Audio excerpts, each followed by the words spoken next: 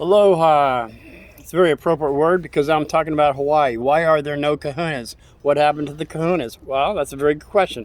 I got something for you because I've done research on this since 1976. I'm sorry. Cosmic humor keeps kicking in. So what happened was in 1820. Actually, it was before 1820. It was 17. I believe it was 78 or 87. I don't remember because my dyslexia is kicking in. But it was definitely Captain James Cook. He made the first excursion there that we have in history.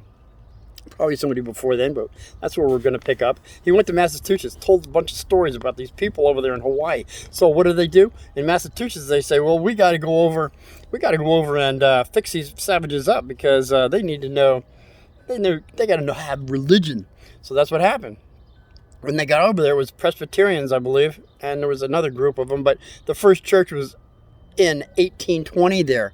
And what happened was they converted a lot of Hawaiians, and well, unfortunately, there was a gap in language, and what they understood these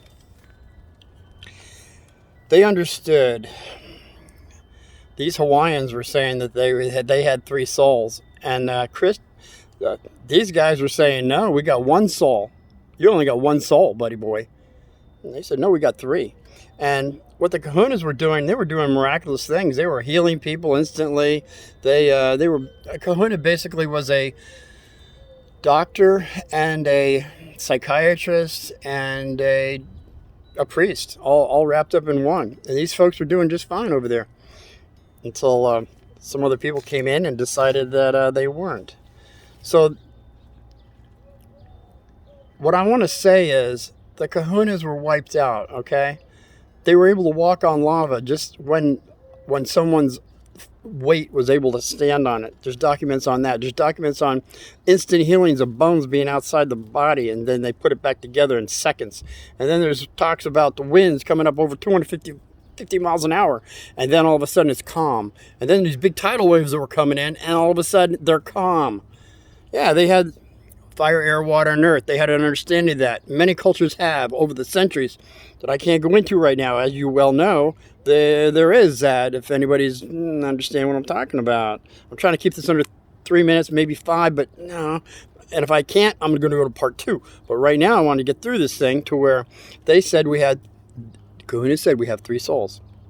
Now, as we know, there's our psychiatrists. We've got Gestalt, Adler, Carl Jung, Kubler, Beck, and Freud. All of them believe in the subconscious. Now, they all came in at the 1900s, and they all said we have a subconscious, which would be another soul. I mean, if you could look at our conscious self and the subconscious not being able to, so at least we got two. Now, Jung I love because he talks about the higher self, and that's what they were talking about, the kahunas, the subconscious, conscious, and higher self. And when they said, mankind is in knots. They're all tied up in knots. And once the knots are undone, then we have a pure connection going straight on up. Subconscious, conscious, and higher self.